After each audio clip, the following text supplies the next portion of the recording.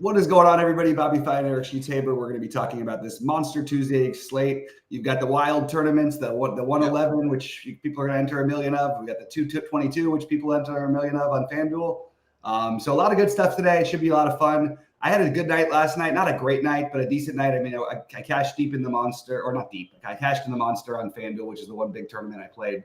Other stuff, I did a little bit worse on DraftKings, but overall, slight profit. And I did want to remind everybody that our packages, we're literally going to be increasing them in about, I don't know, I guess it's 4 p.m. So it's about like 8 hours. We're going to be changing the pricing. So if anybody's interested, now would probably be a good time to get in on the pricing because we will be raising it a little bit this evening. Sheets, how did you do last night? And any overall thoughts here? I suck. Okay. I was totally going to do it and play freaking Stone in my big buy-ins like I said I was going to. And I just didn't do it. I am literally the worst. So that's my summary of last night. I mean, I cashed for zillions with him before. He had the freaking nut matchup, and I just didn't do it. That's the best I can describe my night last night. And I had to watch it all happen. Yeah. With his 50 fantasy points or whatever. And not only that, but just and pure, just like the perfect, like blessed person who plays Gavin Stone, because we're not blessed. I mean, it was a great play. Yeah. They pulled him out. Well, they pulled him out. They pulled after 7 innings or whatever. Great performance, but it was still 0-0. Right. And first batter of the next inning, Dodgers home run. Yep. Take the win points also. Why not? Yeah, absolutely. Yep. No, it was interesting. That was an interesting slate. Because I actually did end up with like 15%, I think, of Stone, which is not like a great amount, but I had him in a couple of decent buy-ins, and it just didn't quite get there. I actually had the real nut one, which I thought was at least clever. I had him and Boyle, which is saving some money also. Did you have them together? Yeah. Man. But I didn't make enough of with it. Well, who actually scored last night hitting-wise?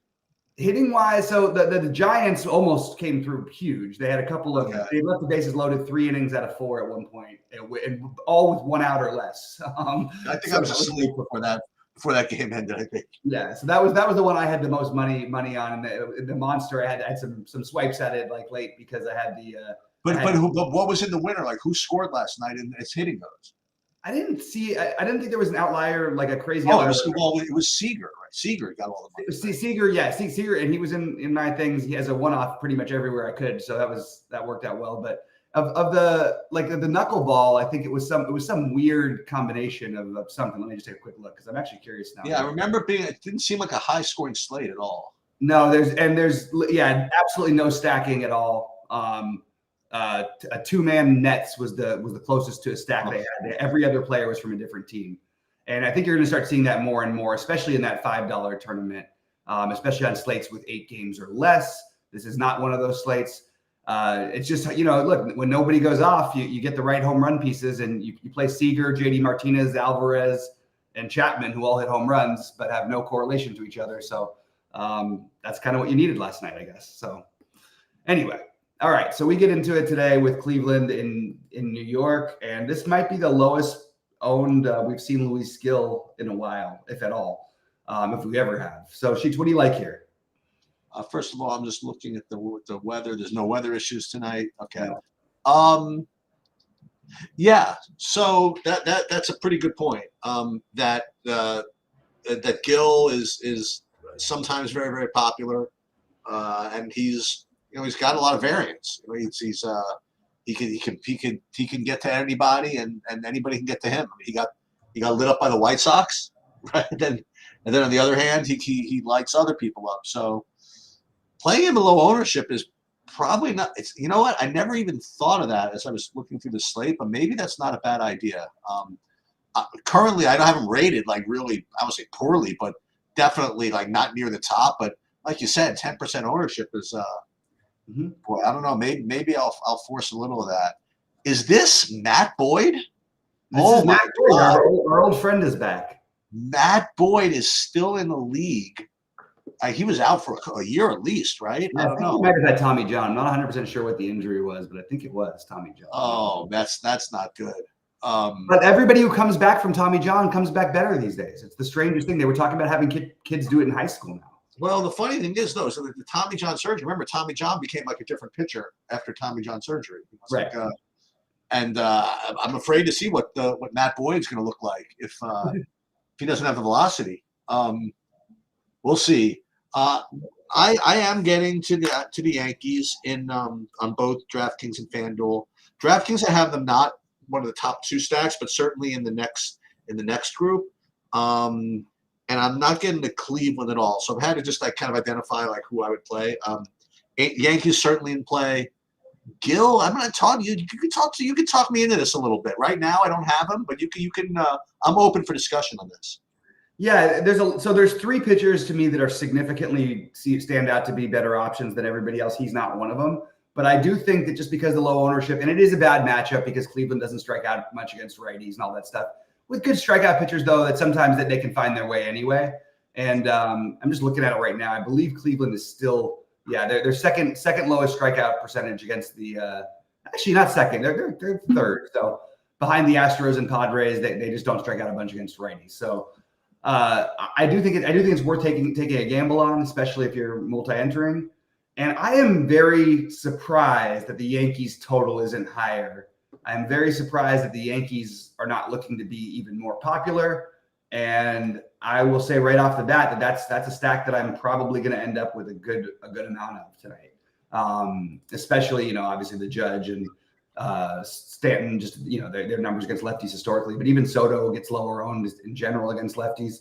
There's a lot to like here. And Boyd, we just really don't, we've seen him pitch one time, in the last, few months. And he pitched a little bit earlier in the year and actually had some decent outings and some rough ones.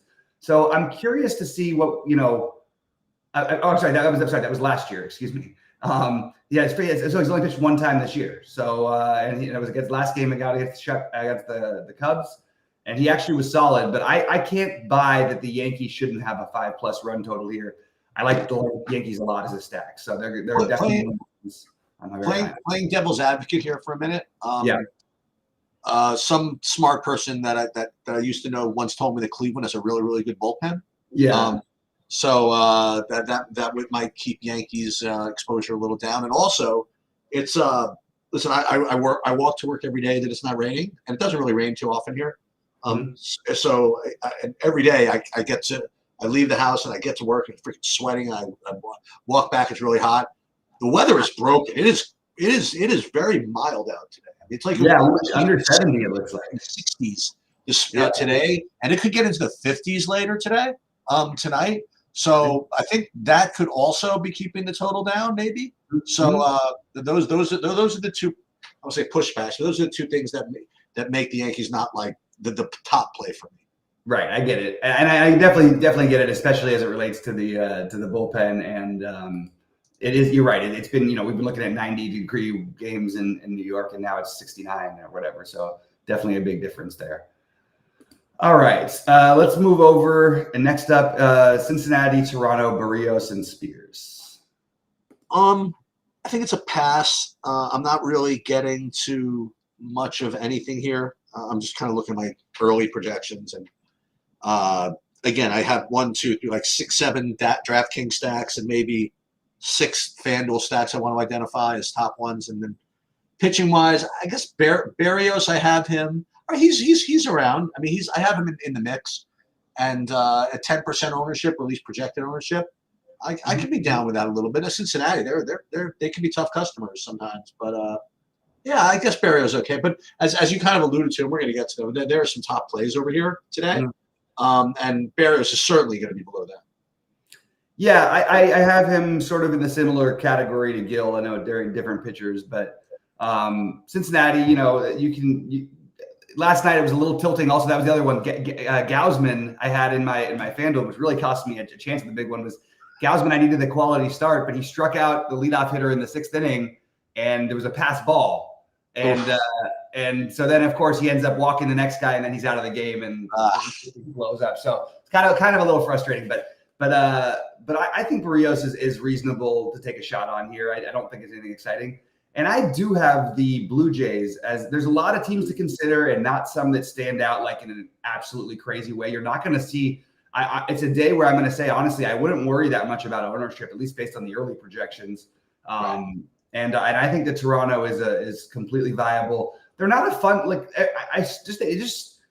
just don't score enough. I don't know how else to put it, but they've got some cheap pieces in their lineup. I do like Toronto. I like the matchup against Spears, and they're going to be in there for me as well. So I have Toronto along with the Yankees as two of my early look favorites. All right, Baltimore in New York.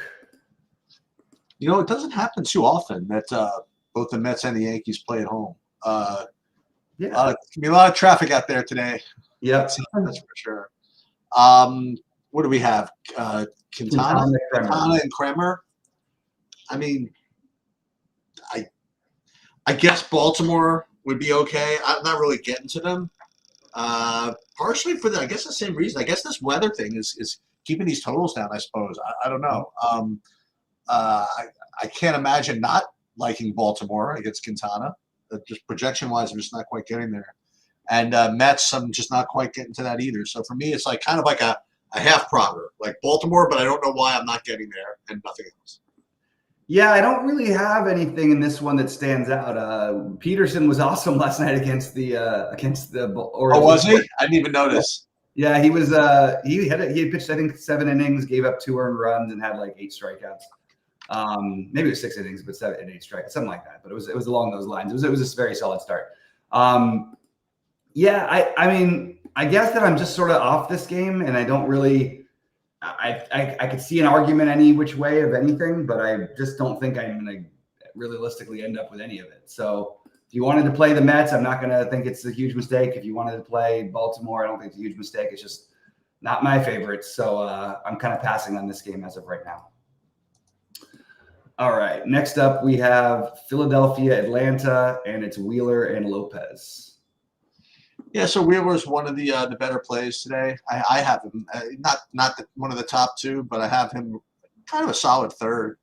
So I do like that. And then I actually have Philly rated as one of the top 2 stacks on DraftKings, and also one of the top 2 stacks on FanDuel also. So I like it's kind of a weird thing to like, I guess.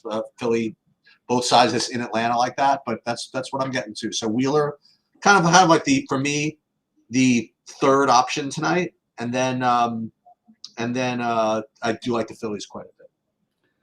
Yeah, so Lopez is coming off of the injured list he's been off. It was the 15-day DL, so it hasn't been that long since he's pitched. 3 weeks or whatever. But he actually would probably have shown up here, but I think people are worried about how many pitches he throws. So Philadelphia has struggled in the second half of the season against all pitching, but overall this is a very, very elite level lineup. So I'm in on Wheeler. I have him as one of the top 3, probably number 3, and I think we can make a case for Philadelphia just because there's not, like, again, as I mentioned, there's not just huge standouts. The problem is Lopez, before he got injured, was pretty awesome until the very end. He kind of like stumbled a little bit his last few starts, but has been really, really good overall. If he can occasionally get a little wild, which could lead to a big a big game for Philadelphia. So I think Philadelphia is like a team to be considered, but certainly not a priority for anything here except for Wheeler for me. Okay. All right, Milwaukee, St. Louis, and let me just grab it real quick. It is Fedde and Montas. Yeah, I don't know. I didn't get to anything over here. No pitchers, no hitting, no nothing. You like anything? Not really. Maybe like if you're reaching, it would be an argument for Montas. Maybe I'm biased because he had a good outing against the Dodgers, but he's 7K. Nothing. Even Fedde is. I guess the Brewers as a contrarian stack. Fedde's had a couple of bad outings lately. That might be something, but I think overall probably going to be just not happening for me on this big slate. All right, Pittsburgh and Texas. Okay, I'll do that one next. Okay. Keller, Bradford. I Detroit, Chicago. Same. Oh, I'm so sorry. No, it's fine. So Pittsburgh, Texas. Actually, I kind of want to talk about this game. Okay. So first of all, as far as the hitting goes, I really don't have anything. As far as the pitching, so I played this Bradford guy the other day, and I mean the bad news was he didn't didn't score anything, but the good news is, I mean, it left him in for 104 freaking pitches, which is good to see, and I have him rated kind of, well enough given his ownership looks pretty low. And I don't know if I'm going to get off kind of the top 2 pitchers in some way. I might take a shot at this. I wanted to get your opinion on this guy. And, that's kind of where I'm going to leave it. Yeah, I have him as well as a potential play. Pittsburgh, it's not a great lineup. They strike out a lot against lefties. It's not like a lineup that terrifies you either, especially as currently constructed. And I think that it's viable. I definitely do. I just, there's other guys I like a little bit better, but he's in the mix. And I actually think we should look at Texas here, because this is Keller has really struggled his last couple starts, and just got completely lit up by part of it. One of them was the Dodgers, one was the Padres. But yeah, he literally gave up 7 runs and 8 runs in each of his last games. He's been a little bit more wild this year than he has been in years past. He's also had some good starts, and Texas hasn't been the same offense. But I think maybe taking a gamble on Texas as a low-owned stack. Again, I'm not as worried about ownership today, but I do think Texas has the upside. And I think specifically the matchup for Seager, again, as I mentioned yesterday, that it's another great matchup, and you have a righty who's going to give up power to lefties.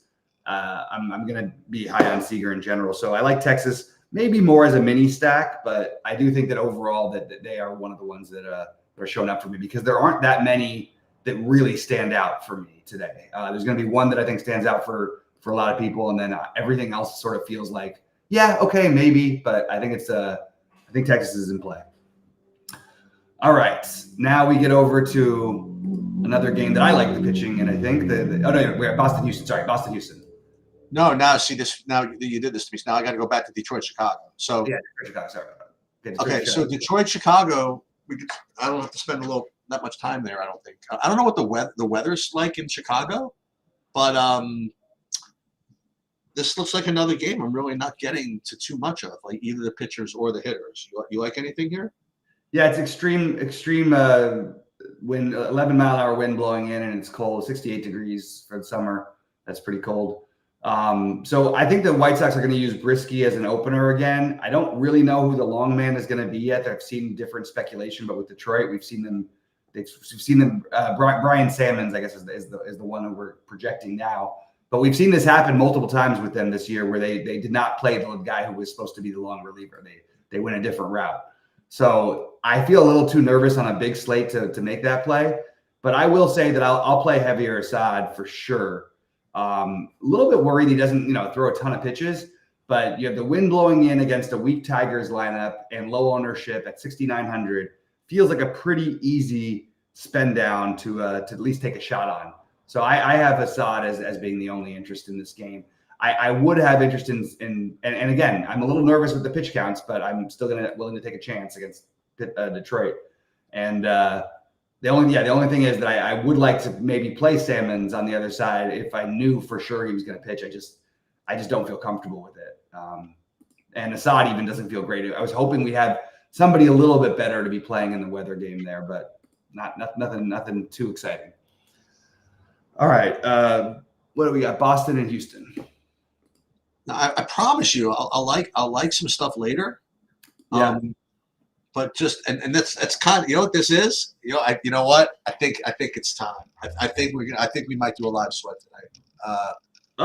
Just because I'm gonna have like so much stuff going late anyway. Yeah. I might do that.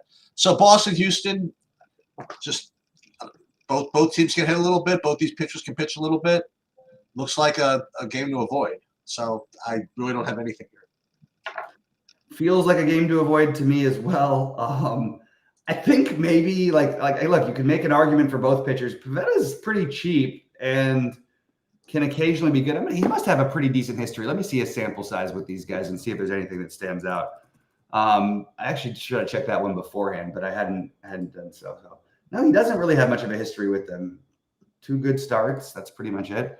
But yeah, I think this is probably just like a pass. I think Blanco's mildly interesting on this kind of slate, but Blanco, Pivetta, sure, but I think there's better options. But those are 2 guys who I think you could definitely consider. And I actually considered can we maybe play the Houston lefties against Pivetta? Because that's been his struggle over his career. But really, you only have Alvarez and then Singleton. It's not like there's a whole bunch of lefties there. So and that made me think again. Maybe Pivetta is a play. So I just feel like this game has a whole bunch of I don't know. Everything seems like it makes a little bit of sense, but nothing where I'm probably going to end up playing much of it, to be honest. What And then we have the KC. This is the one where I think you're going to get some ownership. Well, let's start with the best play. So Cole Reagans and the guy just steamrolls. You know what I mean? Steamrolls. He pitches 1,000 pitches a day, and strikes people out. And they'll let him roll. So against an Angel team that's not great. He's going to be along with what's his name later when this is the best play. So no problem with this. And then you have as usual you have these two DFS concepts that rear their heads every so often. You have Kansas City chalk, which is every night, okay, and then you have Tyler Anderson.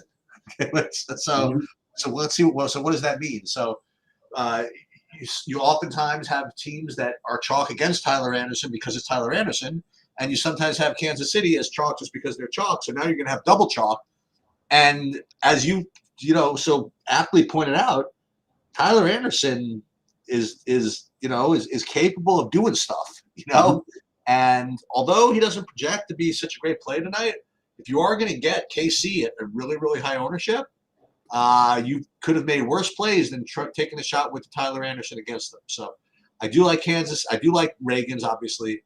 I do like Kansas City, right? But again, you have a chalky Kansas City team. I don't know how much you want to play of that against Tyler Anderson. He can be frustrating to play against, and he can be very fruitful to play against. So because they're going to be chalky, maybe you're supposed to avoid it tonight. Yeah, I don't think that the chalk it's a different level though. Like when we're playing an 8-gamer and they're 23%, 4%. We're down in like the low teens, and even that I don't think it's going to be across the board. So I kind of am on board more with the KC stack than I plan to be, just because of I don't think that we need to avoid anything. There's a little bit of wind blowing in from right field in Kansas City. It's only 76 degrees. Not only, but it's been like 90 a bunch of times. That's why I say it like that. But excuse me, give me the righties from KC. I actually feel pretty good about it today.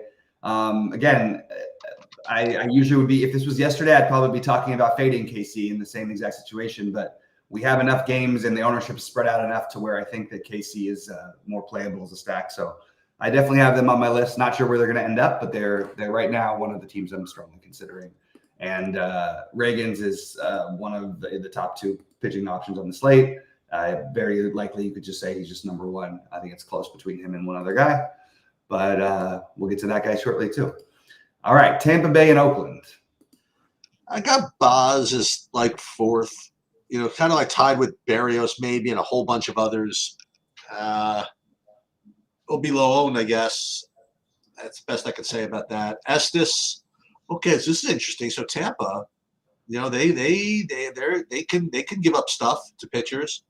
Estes 6,300. I don't know. I'm just trying to find something else, but he's not projecting well enough for me. And Tampa, Oakland, hitting wise, nothing really. So I guess pass. Yeah, I'll take another shot on Tampa Bay. They were my guy Boyle just shut them down yesterday. Sure did. And I feel okay going right back to it. Estes doesn't have the same electric stuff, although he's actually flashed quite a bit of upside a couple times this season. The thing with him is just that he doesn't get the strikeout, so I can't really go after it. But you have a very cheap Tampa stack that I'm going to have some interest in. It is 70 in Oakland, so it's not like the bottom of the 60s like it is always in San Francisco. So I am going to say that it's a little bit better than usual there, even though it's still not a great hitters park. So Tampa Bay for me shows up as one of the teams to consider, but nothing with a huge priority. All right. Next up, is it Minnesota, San Diego for you? Yeah, Minnesota, San Diego. I hate to do this, but not much. I'm just visually, I would guess Ober wouldn't be the worst play in the world, but I'm not really getting to that. I don't want to stack against Perez. We've talked about this before. So I don't know, another pass. I mean, how many games can I pass on a 12-game slate? But listen, I already talked about, I like Philly. I like Kansas City. I like the Yankees. Texas, we talked about a little bit. We'll get to some others. Yeah, this is interesting because Ober has been basically like the best pitcher in baseball since the All-Star break. And for him to have no ownership until you realize that the Padres just don't strike out against righties, and his strikeout expected number is psychotically low. Like, actually looks like kind of alarmingly low. Like, I don't even know why. Like 4.7. It seems very, very low. Yeah, I think that Ober is an interesting contrarian play. It's tough against a team that doesn't strike out a ton, but I'm definitely open to it. And I think that, again, don't really want to stack against Perez in general on giant slates, but you have the second best power team in baseball against left-handed pitching. I think we have to at least consider Minnesota. And again, that's why I keep saying these weird teams, because there just isn't that much to love today. So Tampa Bay and Minnesota are, to me, in a very similar category of, I'll consider playing them, but I don't feel incredible about it. They also have some cheap spots in the lineup when they play against lefty, but those spots will almost all be pinch hit for at some point. All right. San Francisco and the White Sox. Here we go. So, yeah, you have Robbie Ray, and he's 8,600 in a dream matchup. But Robbie Ray is, he's kind of matchup proof in both ways. If he gets a really good team, he can mow them down. If he gets a really bad team, he can get lit up or miss the plate. He made it through a full 2 outs in his last game as big chalk. Yep. And I can't imagine why I'd want to play him again this week. Same reasons. And maybe this week I'll listen to myself. I don't know. He certainly, alongside with Reagan's, make the logical pairing, and he certainly has upside. But at 30% ownership, you certainly need to have some White Sox in your portfolio if you're going to play them, I think. And then on the San Francisco hitting side, I'll once again like them a little bit. DraftKings, yes, and also on FanDuel. So go right back to San Francisco from yesterday. And Ray is a good play, but again, depending on your portfolio, you certainly want to get a little bit of the White Sox if you're going to play multiple lineups. Yeah, I understand that makes some sense. It's 64. It's not 58 in San Francisco, so maybe you say it's a little bit warmer tonight. I have Robbie Ray as either the top or second best pitcher on the slate. I'm not going to buy into this White Sox team. If I'm going to play Kyle Harrison last night everywhere when there is more pitching options, I'm certainly going to play Robbie Ray. I understand that there's, he has some blow up in him, but this White Sox team just in general, I mean, you just get these under 3 totals every single day. And I think the Giants are one of the best stacks on the slate. I thought so yesterday as well. It almost really worked out. It didn't quite fully work out because leaving all those runners on base, they had 15 hits and they still only had 5 runs. It's kind of frustrating. Only 15 hits in 8 innings. They didn't even get to hit the 9th. So I have Ray and the Giants as one of the priorities for me on this slate. And Davis Martin has looked okay the last couple of starts, but I just think it's smoke and mirrors. And you have the current worst bullpen in baseball behind him. So I'm very, very comfortable playing as much of the Giants tonight as I can get my hands on. I think they're going to be maybe they'll be my highest owned stack. They're up there. There's 5 stacks I'm deciding between right now. Well, if you didn't like any of that, you have what's for me the top 2 hitting options on the slate, and that would be the Dodgers and the Seahawks, so to speak. and the Mariners. The Dodgers, I have them top play on both DraftKings and FanDuel. And listen, what can you say? You say how Ferris Bueller needed a day off. I think Walker Bueller might need a whole season off. I mean, he had a whole season off. I get it, but I mean he had 2, 6, 6, and then off 2 months, and comes back. Yeah, because he was hurt. Yeah, he was hurt the whole time and pitching like a few innings. Yeah. Yeah. I don't know about any of this, so I like both sets of bats in this game. As a matter of fact, I mean, I didn't run Sims yet, but I ran like Saber Sim build, and Saber Sim is really thinks that Walker Bueller should retire. I mean, like they have Seattle. Let's slow down on the retire. The guy just had one of the most serious surgeries in the history. Like I'm just saying what I'm not saying. Sorry, I'm just saying what Saber Sim's builds are indicating to me. Yeah, I know. I'm not telling the guy what to do with his career. Yeah. I mean, all I'm saying is that you run 150 lineups, you get 71.3% Seattle. I mean, he can feel free to pitch as long as he wants. He's a great pitcher, but right now for this slate, the Saber Sim app doesn't quite believe it. That's all I'm saying. I'm with you. I'm with it for today. Right. That's all. He's trying to pitch himself back into being a pitcher. I'm trying to state my position with some degree of emphasis. You have no idea how long this Walker Bueller thing has gone on, going from when he was a rookie and when he was coming up, and when I was at Roto Grinders and everybody talking about it. Oh, he sucks. Well, meanwhile he's going out and he gets like a 2.5 ERA every year and he's winning all the games. It's just because he doesn't strike a lot of people out. So I'm just being protective of him in general. But I agree that Seattle is definitely a strong play here. I am surprised that you like the Dodgers. So Bryce Miller is another one that he's an elite pitcher. Like, I mean, he's got great stuff. He basically hasn't really been hit around kind of at all, to be honest with you, this whole season, except for one bad start in KC, which again, everybody seems to have bad starts there. He's mostly been very, very solid, and he's got upside too. Usually, I am still going to put the Dodgers on there because I don't feel like we don't have anybody with a 5-run total tonight, which is just weird for a 12-game slate. So the Dodgers at 4.6 are up there.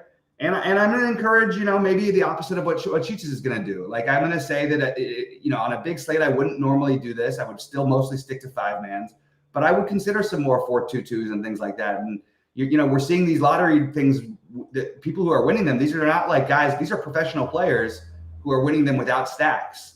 So I would encourage a little bit of non-stack stuff in some of your builds today, just because it has been paying off, and you have a lot of teams that don't really stand out as being this team should score 10 runs type of deal. But I have the Dodgers and Seattle both as my last of my stacks that I'm strongly considering. To sort of round it out for me, I have Ray, Wheeler, Reagan. I have Reagan's, Ray, Wheeler in that order as my 3 favorites. After that, we get to Assad as a cheapo to take a shot on, Gill as someone to gamble on, Barrios, Bradford, and then Blanco and Pivetta.